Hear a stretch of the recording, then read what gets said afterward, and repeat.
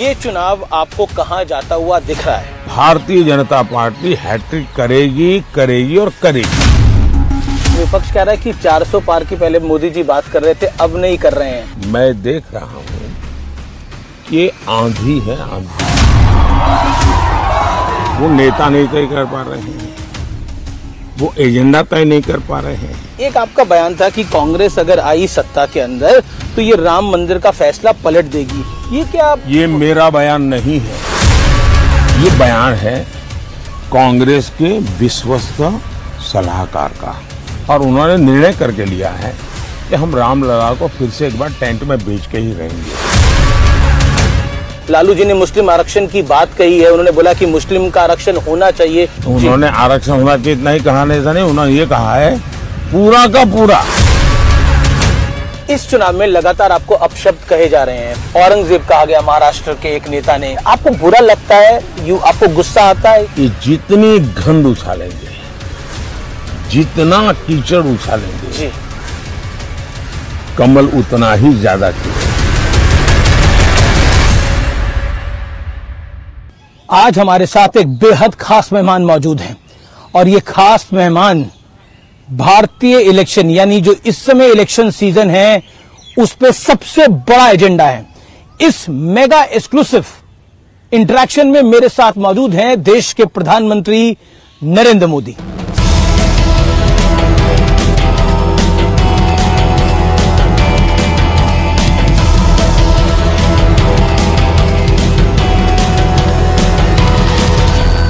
मेरे साथ इस चुनावी सीजन का सबसे बड़ा, जिसे कहते हैं सबसे बड़े मेहमान है, यानी एक मेगा एक्सक्लूसिव इंटरव्यू देने के लिए हमारे साथ प्रधानमंत्री नरेंद्र मोदी इस समय मौजूद हैं। मोदी जी, आपका अभिनंदन है न्यूज 18 पे। नमस्कार। नमस्कार भैया, आपके सभी दर्शकों को भी हमारा नमस्कार। 3 चरण संपूर्ण हो चुके हैं। ये चुनाव आपको कहां जाता हुआ दिख रहा है? खासतौर पर तेलुगु स्टेट्स में भी वोटिंग है। पहले 3 चरण के जो चुनाव हुए हैं उससे मैं साफ देख रहा हूं कि कांग्रेस पार्टी कहो या उसके साथी कहो जी, सबके सब एक प्रकार से दिशाहीन नजर आते हैं। आप देखिए, आपको कहीं पर भी इंडी अलायंस नजर नहीं आएगा। वो नेता नहीं तय कर पा रहे हैं, वो एजेंडा तय नहीं कर पा रहे हैं। उनको लगता है कि मोदी का घोर विरोध, मोदी को गाली गलौज जी, उसी से उनका काम चल जाएगा और वो उसी के आधार पर जी, चुनाव जीतना चाहते हैं। देश, इतना बड़ा देश जी, आज खास करके जो नौजवान मतदाता है जी, वो ये हमेशा सोचता है कि भाई आखिरकार इतने बड़ा देश, इतनी विविधताएं, ऐसा कौन नेता है जी, जो इसको संभाल पाएगा? नाम बताओ। इंडी अलायंस के लोग नाम नहीं बता पा रहे हैं, और वो कहते हैं बाद में, फिर इतना भी कहते हैं कि भाई, अभी एक मैंने कहीं अखबार में पढ़ा, वो एक ऐसी फॉर्मूला ला रहे हैं जी, जिस फॉर्मूला में 5 साल में 5 प्रधानमंत्री, हर वर्ष एक प्रधानमंत्री। अगर हर वर्ष एक प्रधानमंत्री वो लाएंगे जी, तो आप मुझे बताइए कि देश का क्या होगा?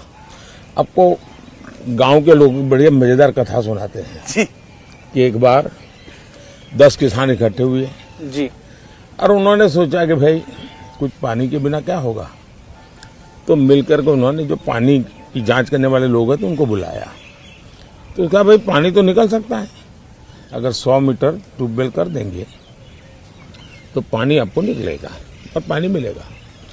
तो फिर 10 किसानों ने कहा ऐसा करो भाई 10 मीटर मेरे यहाँ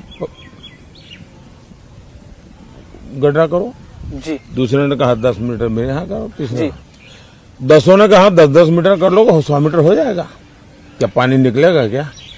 तो 5 साल में 5 प्रधानमंत्री इतने बड़े देश को वो समझ भी नहीं पाएंगे। लेकिन विपक्ष कह रहा है कि 400 पार की पहले मोदी जी बात कर रहे थे, अब नहीं कर रहे हैं। मैं कल भी बोला हूं जी।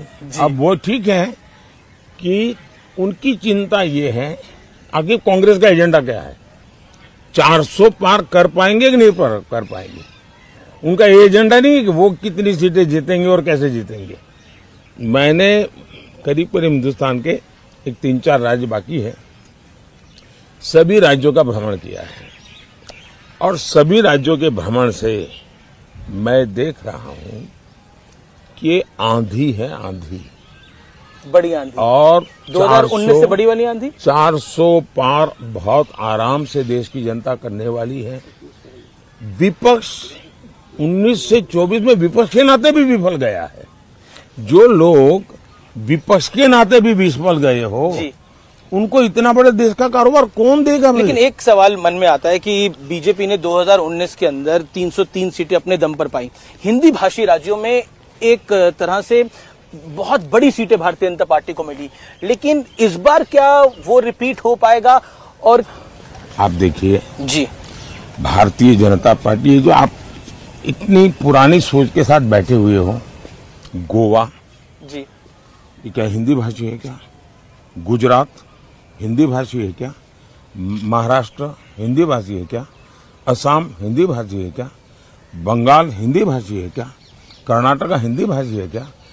आज भारतीय जनता पार्टी पूरे देश में है और पूरे देश में मैं कह रहा हूं भारतीय जनता पार्टी हैट्रिक करेगी, करेगी और करेगी।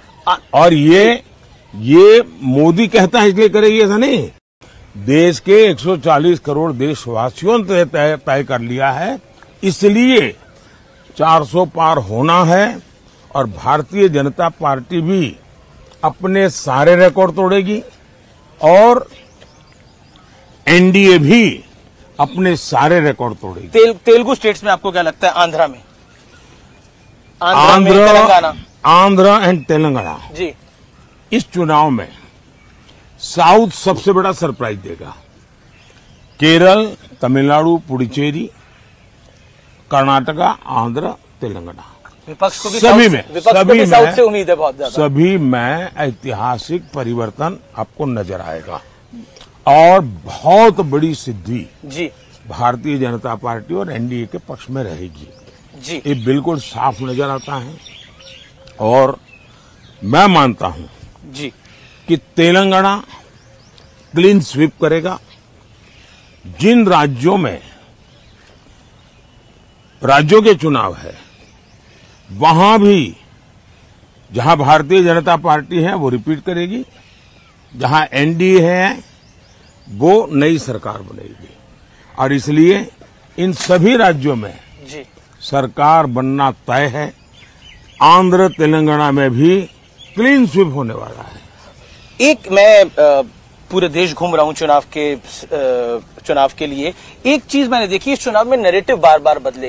पहले नैरेटिव आया रिजर्वेशन का, फिर आया नैरेटिव की बीजेपी के लीडर्स के फेक वीडियो चलाए गए। नैरेटिव बार बार बदल रहे हैं, कैसे देखते हैं आप इसको? इसको आप नैरेटिव नहीं कह सकते हैं।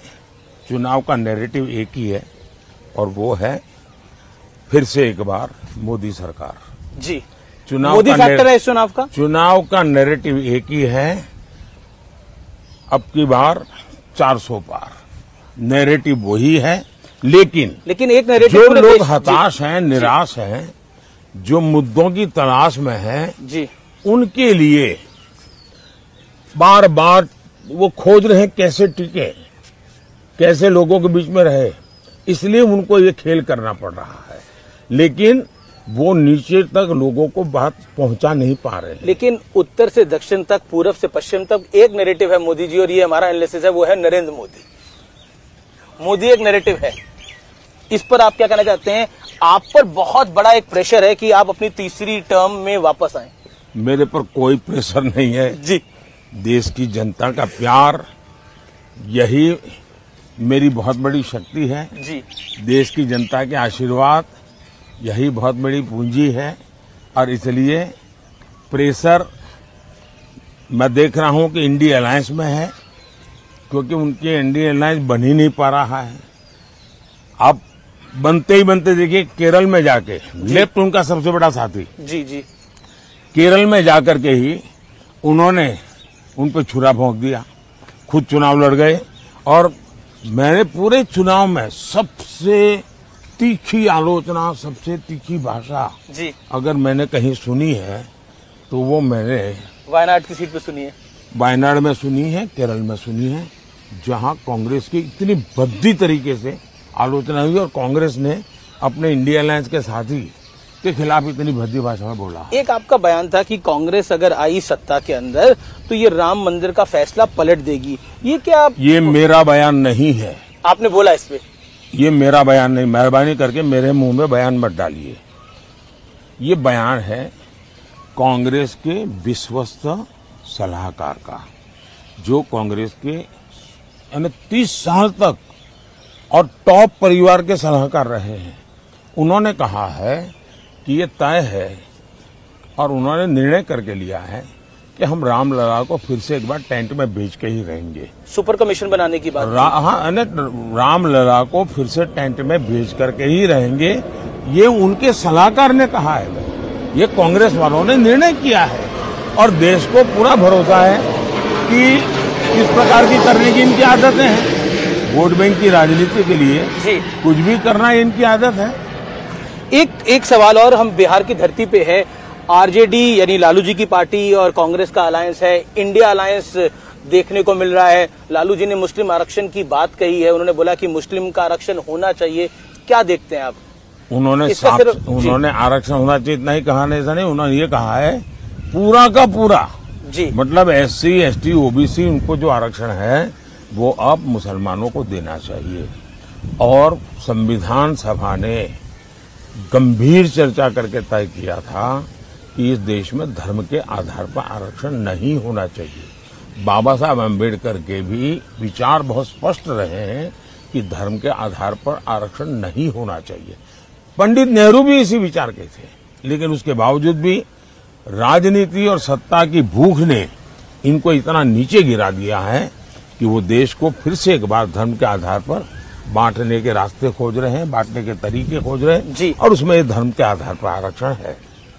पाकिस्तान का मुद्दा एक बार फिर चुनाव के अंदर आ गया है। तेलंगाना के सीएम है रेवंत रेड्डी, उन्होंने सर्जिकल स्ट्राइक हुआ था नहीं हुआ था वो पूछ रहे हैं।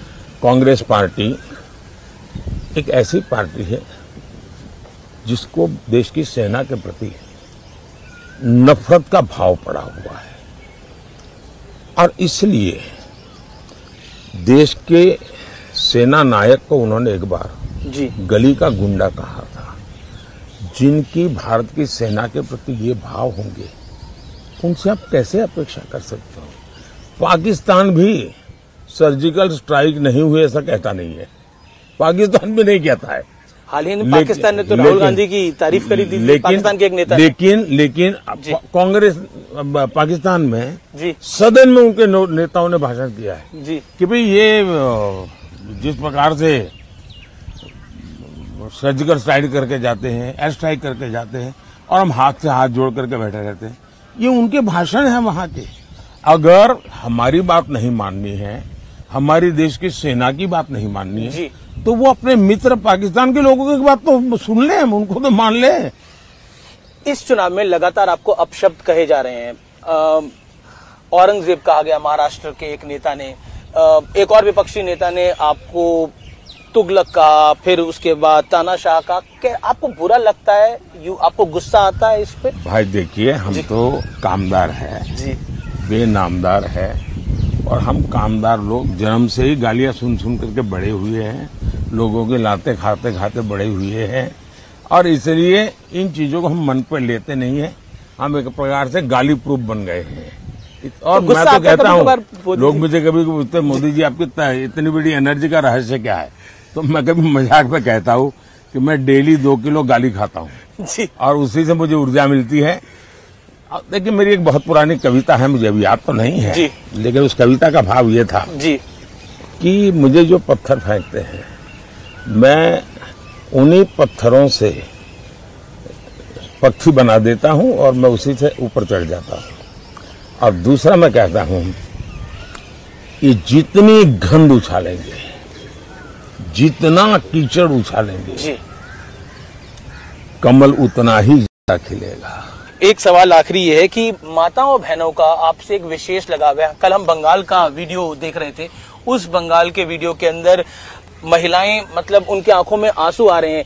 एक इमोशनल कनेक्ट जो है, इसको प्रधानमंत्री जी आप किस तरह से देखते हैं? क्योंकि ये बहुत बड़ा इमोशनल कनेक्ट है। मेहरबानी करके जी, इन माताओं बहनों का जो आशीर्वाद है, इसको राजनीति के तरफ से मत तोड़िए।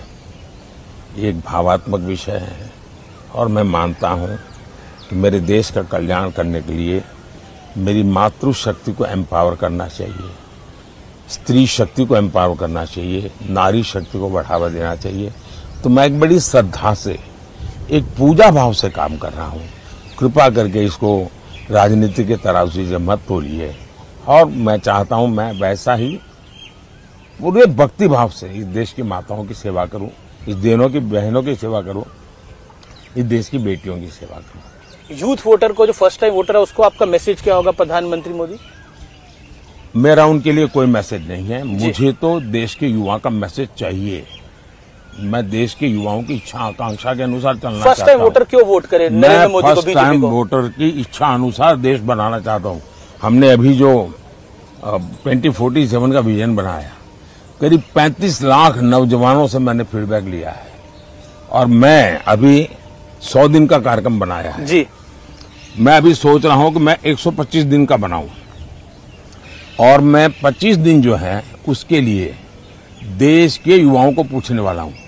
ये 25 दिन के लिए उनके क्या सुझाव है, कौन से काम मैं पहले करूं। तो मैं इस प्रकार से देश के युवकों को उनकी आशा आकांक्षा के अनुसार देश चलाना चाहता हूं। जेन जी जनरेशन आपसे पूछना चाहती है, आपका कोई बेस्ट फ्रेंड है? नरेंद्र मोदी का कोई बेस्ट फ्रेंड है? BFF, best friend for ever. मतलब क्या मतलब मतलब आपका कोई खास दोस्त है जिसके साथ आप दिल की बात करते हैं? ऐसा है, मैं देश के 140 करोड़ देशवासियों से दिल की ही बात करता हूं जी। मैं तो जीता हूं दिल के संबंधों से जी। बहुत बहुत धन्यवाद। धन्यवाद प्रधानमंत्री जी, आपने हमें समय दिया और आप 100 से ज्यादा रैली और रोड शो कर चुके हैं। इतनी ऊर्जा आप कहां से लेकर आते हैं? धन्यवाद जी। धन्यवाद प्रधानमंत्री मोदी।